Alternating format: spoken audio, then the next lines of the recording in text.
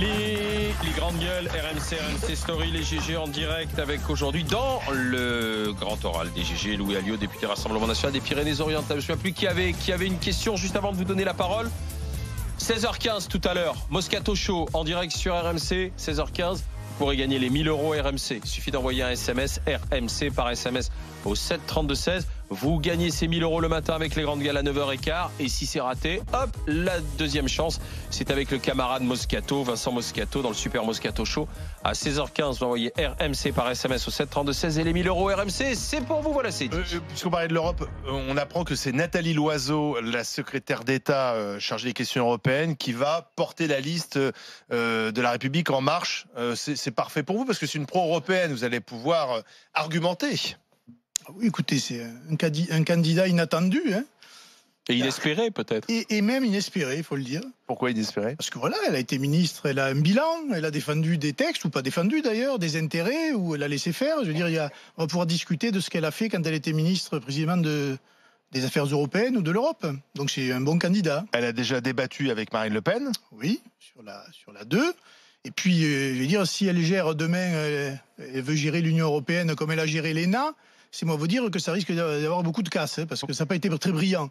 Mais oui, vous savez que l'ENA était une grande école en déficit, avec un bilan, et quand on passe conforme l'élite de la nation, c'est quand même assez inquiétant. Mais quand on regarde la liste du Rassemblement National, pour l'instant, c'est difficile. L'objectif, c'est d'arriver en tête, comme la dernière fois. Et pour l'instant, les sondages ne le démontrent pas. Oui, ça reste des sondages. L'élection démarre et on va bien voir la dynamique qui se met en place pour toutes les formations et tous les candidats. Juste quand même une curiosité. Madame Loiseau, son seul argument, c'est de dire « nous, on est là pour arriver devant le Rassemblement National ». Ce qui me paraît, moi, extravagant pour une dame qui est ministre au gouvernement, qui a la France en gestion, et sa seule ambition, c'est de passer devant le Rassemblement National, qui n'a aucune région, aucun département, aucune grande ville, et qui n'est pas aux affaires. C'est moi vous dire que son ambition, quand même, elle est très limitée, et je suis pas persuadé qu'elle arrive à ses fins, en plus. Question, Zora Habitant, Elina Dumont, oui, Étienne Ebig. Alors, je vous cache pas que tout ce que vous avez dit jusqu'à maintenant me dépasse un peu, hein, je suis désolé. J'ai pas tout pigé, ce que vous voulez. Qu'est-ce que je veux dire ? Par contre, ce que je voudrais savoir, par rapport aux européennes, qu'est-ce que vous voudriez changer au niveau des directives européennes pour que le quotidien des Français aille mieux ? Tout. Non, mais ça, c'est blabla, ça. C'est pas Quoi, du blabla. tout, précisément. Il faut que les gouvernements français et les gouvernements des autres pays de l'Union européenne, de l'Europe, décident par eux-mêmes et au plus près des préoccupations des habitants. Je veux des trucs précis. Non, mais c'est précis. Les méthodes. C'est précis parce que s'il n'y a pas de méthode, le résultat, il est là. On décide d'en haut de la Commission et on descend les ordres d'en bas, même si la France ou les autres pays sont totalement, absents de la culture qui prévaut au sein de la Commission européenne. Le principe de subsidiarité, il faut faire au plus près ce qui est le meilleur pour le peuple. Par exemple, les paysans ou les éleveurs, ils veulent l'Europe, ils ont besoin de l'Europe. Non, ils ont besoin des subventions de l'Europe. Oui. Mais ces subventions de l'Europe, elles viennent d'où ? Des États. Non, elles ne sont pas des multiples. États. Elles viennent des États. Elles ne sont pas multiples. Elles viennent des États. La France contribue pour plus de 20 milliards à l'Union européenne, au budget de l'Union, et on lui en restitue 14. Donc, nous sommes des contributeurs nets, nous sommes déficitaires. Oui, mais il n'y a pas que ça. Non, mais c'est-à-dire que nous pourrions, nous pourrions régler nous-mêmes le problème de nos agriculteurs avec l'argent que nous récupérerions en aidant les filières, les circuits courts, pour plus d'écologie, pour plus de qualité précisément d'alimentation, et même pour le bien-être animal. Sauf que les écolos, quand ils sont à l'Union européenne, eh bien, ils ne défendent pas précisément ce genre de schéma. Oui, c'est vrai, certains écolos le font, mais ça ne se traduit pas par une politique, efficace sur le terrain. La meilleure preuve, c'est qu'ils ont participé à tous les gouvernements de gauche, et quel résultat concret pour le consommateur ou pour l'éleveur ? Zéro. Oui, monsieur Alliot, ce qu'on veut comprendre, c'est si vous allez au Parlement européen, comment est-ce que vous pourrez arriver à changer les politiques, vous les députés du Rassemblement national, si vous n'avez pas d'alliance? Il y a des alliances. Mais vous ne pesez pas suffisamment par rapport aux autres groupes au Parlement pour pouvoir influer sur les politiques bruxelloises et les politiques nationales derrière. D'abord, on verra bien. Il y a d'autres pays où il y a aujourd'hui des forces qui contestent ce modèle-là, non pas pour faire exploser l'Europe, mais pour en faire une autre. Exactement, pour la réorienter, la rénover, la refonder de l'intérieur avec d'autres, précisément, moyens de gouvernance, parce qu'aujourd'hui, cette gouvernance-là est une gouvernance qui a échoué. La meilleure preuve, c'est que même le président Macron dit il faut passer à autre chose. Si lui le dit, vous pensez bien que nous, ça fait longtemps qu'on le dit, sauf qu'il y a eu de la casse. Il y a eu des agriculteurs sur la paille, c'est le cas de le dire. Il y a eu des ouvriers au chômage, des usines qui ont délocalisé et beaucoup de problèmes économiques qui sont directement liés à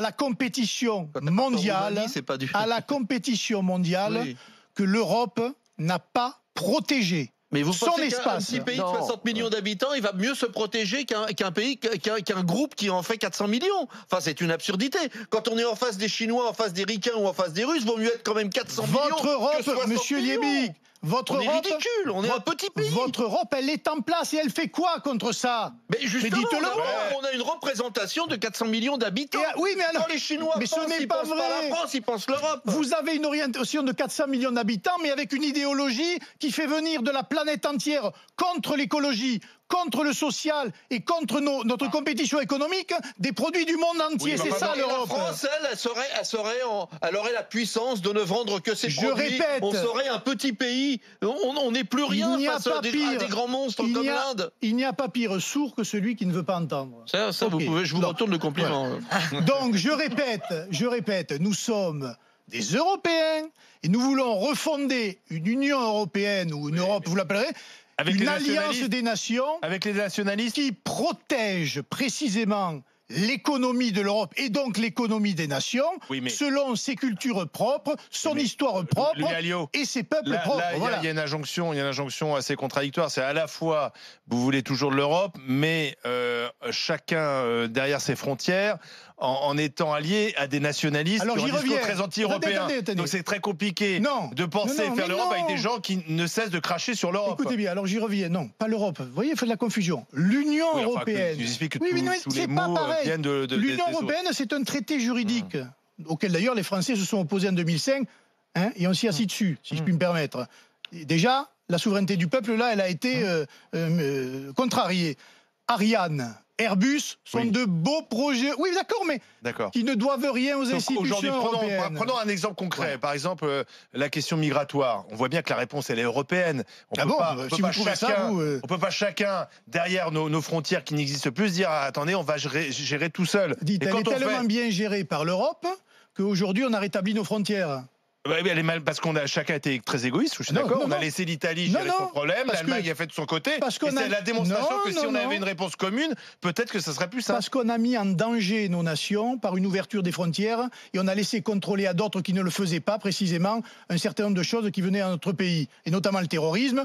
Aussi, merci Madame Merkel qui a décidé toute seule au nom de l'Europe et qui a négocié avec les Turcs, etc., etc. Cette Europe ne fonctionne pas. Donc il faut bien des réponses communes à la question migratoire. Vous pouvez toujours continuer à dire c'est magnifique, il faut plus d'Europe, etc. Nous allons droit dans le mur. On verra bien. Il y a deux schémas qui s'opposent depuis 50 ans. Jean Monnet, les fédéralistes, le général de Gaulle, l'Europe des nations. C'est pour l'instant Monnet c'est le système Monnet qu'on a mis en place. Vous voulez le système de Gaulle. Exactement. Alors vous parlez beaucoup d'Europe. Pourquoi vous avez renoncé à être tête de liste aux européennes ou en tout cas sur cette liste du Rassemblement national? Parce que je suis engagé dans une bataille locale pour la mairie de Perpignan et que je compte bien au municipal en 2020. Prendre Perpignan. Être élu à Perpignan et diriger la ville et la communauté d'agglo qui va avec. Voilà. Et comme on ne peut pas faire tout à la fois et courir plusieurs lièvres à la fois. Avignon, tiens, puisque vous parlez du terrorisme et que vous citiez BFM TV, Madame Belloubet y est allée de sa petite confidence sur BFM TV en disant qu'on avait fait revenir 200 personnes J'ai vu le tweet de Madame Mitterrand d'ailleurs, lui demandant ils sont où de Syrie et d'Irak en disant nous les surveillons, il y a des adultes, il y a des enfants et ça fait plus de 200 personnes.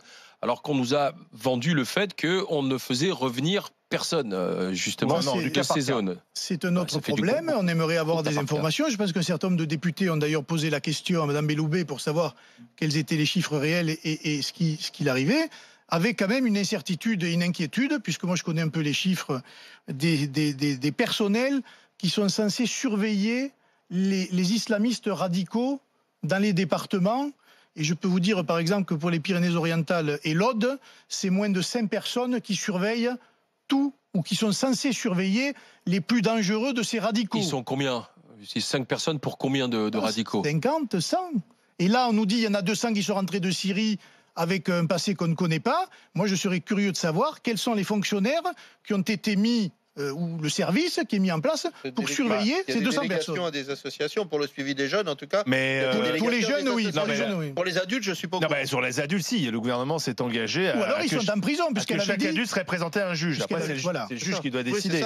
Et pour les jeunes, il y a des délégations à des associations. Vous souhaitez un peu plus de transparence, un peu plus de... Écoutez, c'est quand même curieux d'apprendre par une ministre comme ça dans une conversation le nombre, 200, alors que jusque-là, il n'avait jamais été évoqué, ni de près ni de loin. Zora Habitant.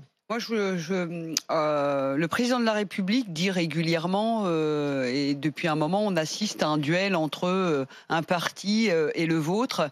Et malgré que vous défendiez, j'allais dire de manière un peu plus précise ces derniers temps, vos positions sur l'Europe, qui peuvent séduire un certain nombre de Français, n'empêche que même avec l'offre politique actuelle, c'est-à-dire La République En Marche et vous, il y a encore bon nombre de Français qui ne savent pas pour qui voter. Comment vous expliquez que de toute façon vous restez quand même en marge et pas vous fédérez pas j'allais dire une très très large majorité qui vous donnerait l'espoir peut-être d'être en tête aux européennes et pourquoi pas aux présidentielles. C'est-à-dire qu'il y a quand même de la défiance qui persiste. Bien sûr. Mais c'est pour ça que on a ouvert un certain nombre de chantiers pour rénover le Rassemblement national et en faire demain une formation politique destinée à gouverner la France, avec d'autres sûrement, mais en tout cas à gouverner la France. Mais aujourd'hui, le problème des européennes, c'est que c'est un scrutin qui n'a jamais passionné les foules et qui n'a jamais... Là, il a changé pour cette année. Oui. C'est une liste nationale. On ne votera pas région par région. Oui, c'était le cas avant 2009. Ça ne passionne pas les foules parce que les gens ont l'impression que c'est loin, que c'est très technocratique, que ça ne parle pas, j'allais dire, convenablement le langage qu'ils comprennent. Ça, c'est vrai parce que la façon dont vous parlez, moi, je comprends pas tout. C'est M. Alliot. Alors, c'est de votre faute, M. Alliot. Et pourtant, laissez-moi vous dire que moi, je parle le langage c'est le moins compliqué, du terroir. Exactement. Non, mais lui, c'est le moins compliqué de... Ah bah oui, parce que... Vous savez, au Front National, vous êtes les champions de la langue de bois, donc vous n'êtes pas le pire. Hein. Et c'est un tour. C'est pas le cas, là. Non. Mais proportionnel, liste nationale et un tour, Louis Alliot, cette année. Les européennes. Il y a une juste représentation. Le parti de M. Macron, c'est 2 partis. On oublie que c'est aussi avec M. Bayrou. C'est 2 partis. 3, 4. Oui, avec Agir et avec... Non, il y a PS... non, pas le PS. Le PS, customisé ils sont avec place publique demain. Donc voilà, c'est un scrutin. Il faut... Le référendum avait passionné les Français. Il y avait une vraie question de fond. Souvenez-vous, il y avait quand même des positions à ce moment-là qui ont été... Je me souviens de Laurent Fabius qui avait appelé à voter contre le référendum, etc. Donc il y avait un vrai débat de fond qui avait duré longtemps. Les européennes, ça reste un débat assez éloigné. Et pour tout vous dire, moi qui suis sur le terrain, c'est vrai qu'on a du mal aujourd'hui à faire embrayer en quelque sorte sur ces questions européennes, car les gens sont déjà positionnés sur les municipales pratiquement. Les mairies les intéressent. Et la gestion des mairies les intéresse, moins la gestion de l'Union européenne, alors que plus de 80% des textes qui s'appliquent à nous, y compris, j'allais dire, dans les mairies, sont issus de la Commission de Bruxelles et du Parlement européen. Donc c'est quand même quelque chose d'important. Tiens, hier, on avait Olivier Beaumont qui était avec nous ici. Olivier Beaumont, dans son livre Les péchés capitaux de la politique. Il disait qu'il n'était pas un gros bosseur au Front National. Il nous l'a dit ici, en direct, Louis Alliot. Vous y alliez un peu à la cool, en fait. Sûrement plus que lui. Parce que, j'allais dire, il a fait un livre de ragots et de poubelles, en quelque sorte. D'entretien, dit-il, où il a recoupé les discussions avec les uns et les autres. Oui, c'est ça, un livre de ragots, c'est bien ce que je dis. Et il cite notamment un certain nombre de choses. Par exemple, le surnom qui était donné à Jean-Marie Le Pen, il me l'a appris, je ne l'ai jamais entendu, moi. Picsou, entre tout, jamais. Donc je suppose qu'il a inventé un certain nombre d'histoires pour faire vendre un peu sa camelote. Mais qu'est-ce que vous voulez? Moi, je suis dans la politique depuis déjà longtemps, malheureusement, hein, et j'y suis. Et j'ai toujours fait mon boulot, localement, nationalement, en plus d'avoir été enseignant à l'université, etc.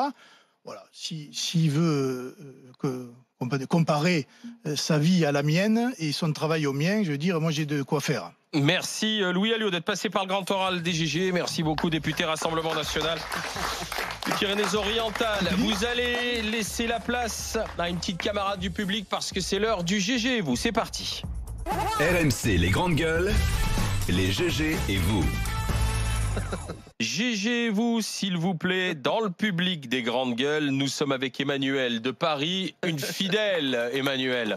Ça, vous savez, ça fait longtemps, Emmanuel, pour vous raconter comment ça se passe, pour ceux qui ne sont pas devant RMC Story, de temps en temps, dans le public, il y a des fidèles qui reviennent régulièrement et qu'on entend commenter, tchatcher, etc. Voilà, parce qu'elle est prise par les discussions. Et ma chère Emmanuel, vous voulez reparler notamment avec le camarade Étienne Liebig d'alcool, puisqu'on a évoqué cette étude et cette enquête. On réécoute Étienne et vous en parlez avec lui.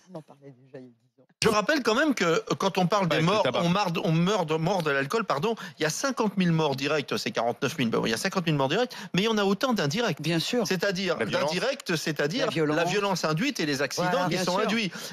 Et dans les problèmes conjugaux, par exemple, si on va au tribunal et qu'on regarde la violence conjugale, la violence faite aux enfants, qu'on connaît bien, l'alcool est en jeu dans 40% des cas. Il faut dire que l'alcool est une arme de violence. Emmanuel, allez-y. Non, d'accord, l'alcool est une arme de violence, mais il n'y a pas que l'alcool. Et puis, c'est dans nos traditions de boire, c'est la culture française. Et je pense que chacun est responsable et on boit ce qu'on veut et on fait ce qu'on veut. À ce moment-là, moi, c'est pareil, j'aime bien boire un verre, mais jamais toute seule. Et puis, quelquefois, comme est-ce que vous buvez au moins 1 ou 2 verres par jour, Emmanuel? Peut-être un peu plus de temps en temps, mais pas tous les jours. Et c'est vrai que quand on sort le soir et qu'on voit des amis et qu'on va dans des endroits où on est entraîné, et c'est convivial, c'est bien, c'est notre culture, et chacun fait ce qu'il veut. Et moi, je rentre chez moi, je bois 2 litres d'eau par jour, et la semaine dernière, on m'a appelé pour que je donne mon sang, et on m'a dit que j'avais un très bon sang.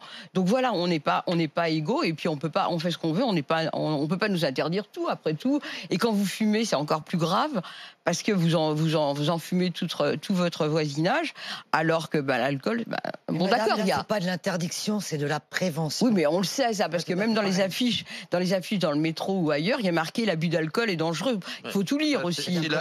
Étienne. S'il y a quelque chose d'hypocrite, c'est bien ça. Hein. Les mecs te font de la pub pour des chocolats et après on te dit en bas attention, ça fait grossir. Enfin, oui, mais bon, c'est parce que c'est imposé, c'est pas le fabricant qui le souhaite. Non, la question n'était pas là. La question, c'est qu'on voit qu'il y a un mouvement anti-tabac qui est très clair, c'est-à-dire qu'on nous dit l'alcool, c'est toujours un peu ambigu, et d'ailleurs la loi E20 a été complètement dépassée par les lobbies, et donc il n'y avait pas de publicité. Maintenant, il y a de la publicité.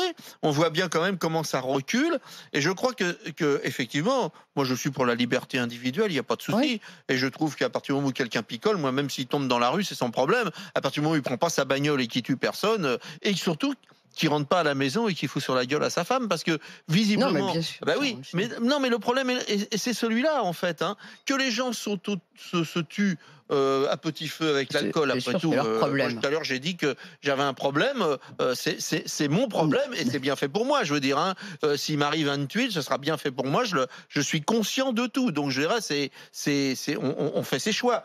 Mais par contre, si on fait du mal à quelqu'un d'autre, physique ou psychologique, là c'est très différent. Et encourager la prise d'alcool, en l'encourager par des publicités, par exemple, permanentes, je trouve que là, on passe à un degré qui est quand même j'ai l'impression que vous en avez un peu assez de toutes ces campagnes, toute cette hygiénisme, Emmanuel, c'est ça, un peu de responsabilité individuelle. Mais voilà, puis de toute façon, les gens, les 3/4 du temps, ils regardent même pas la publicité, donc... Ça n'empêche pas les gens de boire. Et puis, il y a alcool et alcool. Le vin, c'est quand même moins mauvais que le whisky à 40 degrés ou la vodka. Si on boit 4 verres de vin, c'est exactement comme un verre de vin, un verre de whisky à 40 degrés. Il n'y a pas de... Non, bien c'est sûr. 10 degrés. Et si tu multiplies par 4, ça fait 40. Mais bien sûr. Ça doit être un bon thermomètre de comment, dans les sociétés, les gens se comportent avec l'alcool, le cannabis, le tabac, etc. Il faut préciser quand même qu'on boit moins qu'avant. Voilà, il y a quand même des évolutions le nombre positives. de morts liés à l'alcool est en diminution. Mais on fume plus de cannabis, par exemple. Donc les systèmes de régulation des sociétés, elles ont toujours fonctionné. Et on consomme plus de psychotropes. Bien sûr. Voilà, la France est le champion des psychotropes. Donc on a dans nos sociétés. Ça, par contre, ça interroge personne et il n'y a pas de campagne de publicité. C'est très amusant. Alors qu'on est les champions d'Europe, les benzodiazépines sont consommés par des médecins. Et nous sommes surtout 70%. Et ça crée des accidents de la route, des dépressions, 70% de l'absentéisme au travail. 70% de nos personnes âgées sont sous somnifères. Non, et tous les dégâts que ça crée. Ce qui est quand même un truc exceptionnel. Mais là, il y a les labos. Merci Emmanuel. Merci d'avoir repris par nos discussions. Suite du GG, vous dans un instant. Et la parole à Éric Brunet pour Radio Brunet. Merci Emmanuel. RMC, 9h midi, les grandes gueules.